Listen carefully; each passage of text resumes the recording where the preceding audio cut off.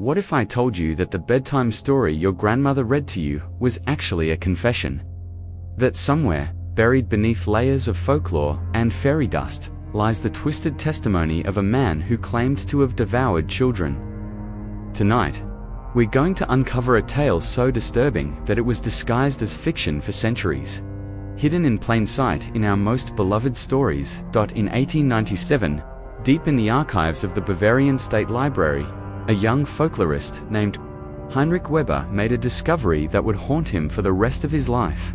While cataloging medieval manuscripts, he stumbled upon a collection of handwritten confessions from the infamous Wurzburg witch trials.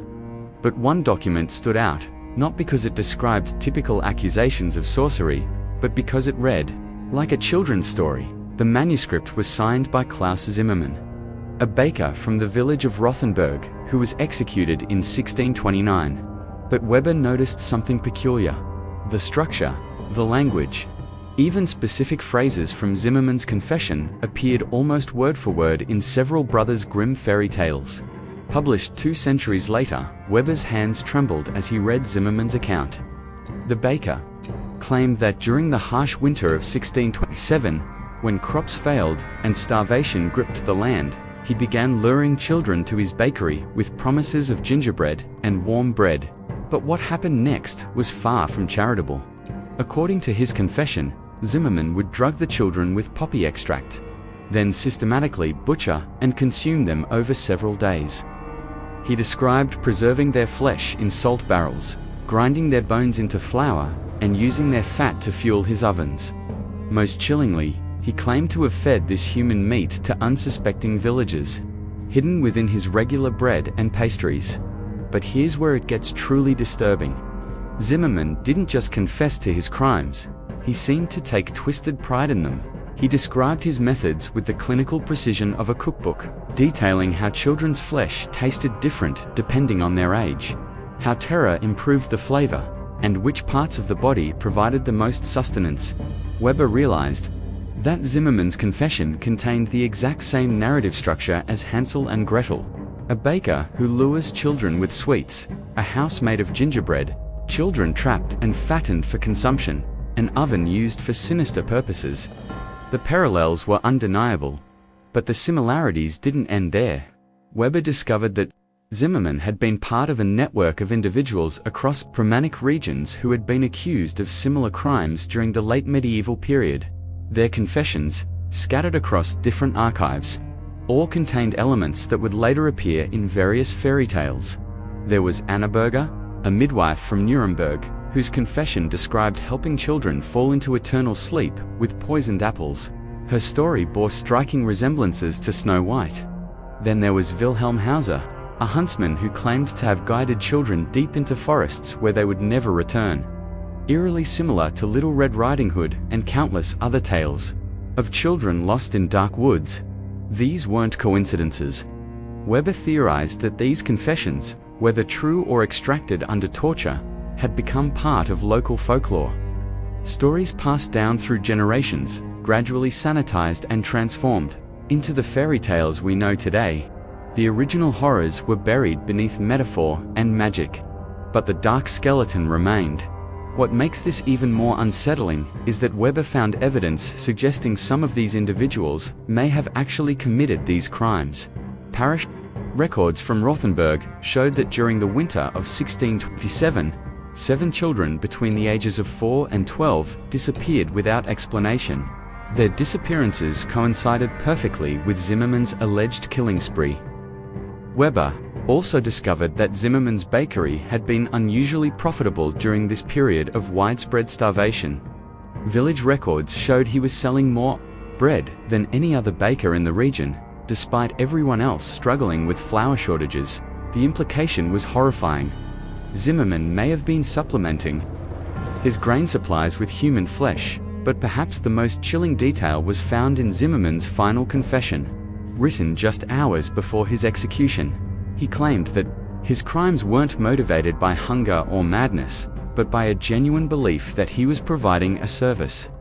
In his twisted logic, he was preventing children from suffering slow deaths by starvation, instead giving them quick deaths and ensuring Their bodies nourished others, he wrote.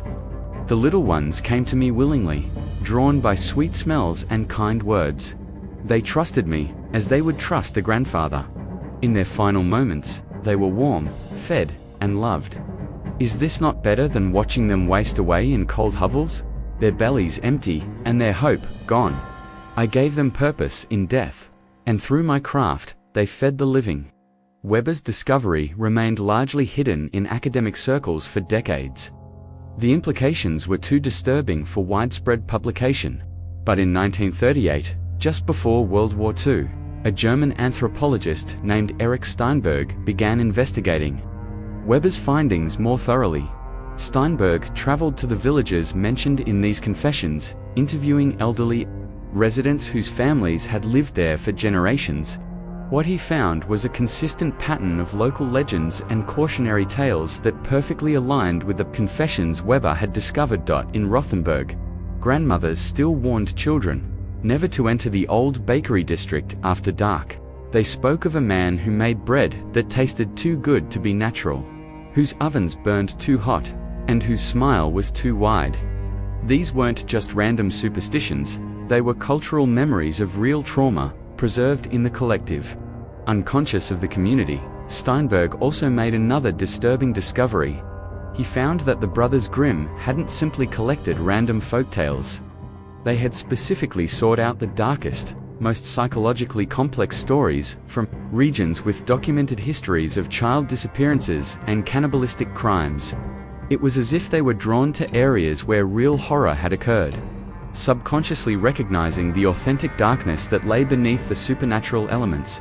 The question that haunted both Weber and Steinberg was whether these confessions represented actual crimes or were fabricated under the extreme duress of witch trial torture. The answer, they realized, was probably both. Some individuals likely were guilty of these horrific acts, while others may have been innocent victims who'd confessed to whatever their torturers wanted to hear. But what makes this truly terrifying is that it doesn't matter which confessions were true and which were false. The stories themselves became part of cultural DNA, shaping the collective unconscious and influencing how we tell stories about childhood, safety, and trust. Every time a parent reads Hansel and Gretel to their child, they're unconsciously passing down the psychological residue of Klaus Zimmermann's crimes. Every warning about not talking to strangers, every cautionary tale about wandering too far from home, carries within it the echo of real predators who once stalked village streets. Steinberg's research was cut short by the war, and most of his notes were destroyed during the bombing of Berlin. Weber's original manuscript disappeared from the Bavarian State Library sometime in the 1940s, leading some to speculate that it was deliberately suppressed. Today, only fragments of this research survive, scattered across different archives and largely ignored by mainstream historians. The academic establishment seems reluctant to acknowledge that our most beloved children's stories might have such dark origins. But the evidence is still out there, hidden in parish records, court documents, and family histories passed down through oral tradition. If you know where to look, you can still find traces of Klaus Zimmermann and others like him. Their crimes transformed into metaphor, but never fully erased, perhaps. The most unsettling aspect of this entire story is what it suggests about the nature of evil itself. These weren't monsters or supernatural beings. They were ordinary people who, under extreme circumstances, made choices that defied every moral boundary. And somehow, their crimes were so profound, so psychologically resonant, that they became embedded in our collective storytelling tradition.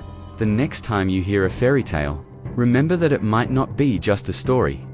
It might be a confession, wrapped in metaphor, waiting for someone brave enough to decode its true meaning. The monsters in our stories aren't always fictional. Sometimes they're memories of real people who walked among us, smiled at our children, and hid their darkness behind masks of kindness and respectability. In the end, Klaus Zimmermann achieved a kind of immortality that he probably never imagined. His crimes, whether real or confessed under torture, became part of humanity's shared nightmares. Every time we warn children about strangers offering candy, every time we tell stories about witches in gingerbread houses, we're remembering him and others like him.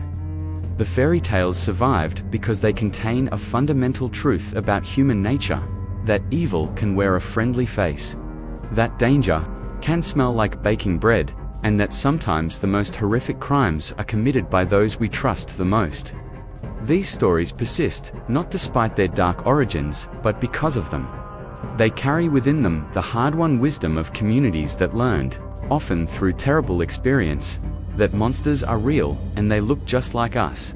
So the next time someone dismisses fairy tales as simple children's entertainment, remember Klaus Zimmermann.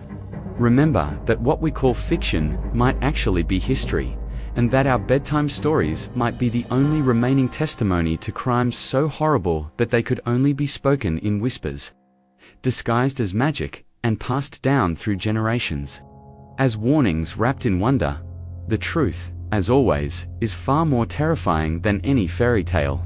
Because fairy tales end with happily ever after, but confessions end with the gallows, and the echoes of what really happened in those dark medieval villages still whisper to us through every story we tell our children about the dangers that lurk just beyond the safety of home.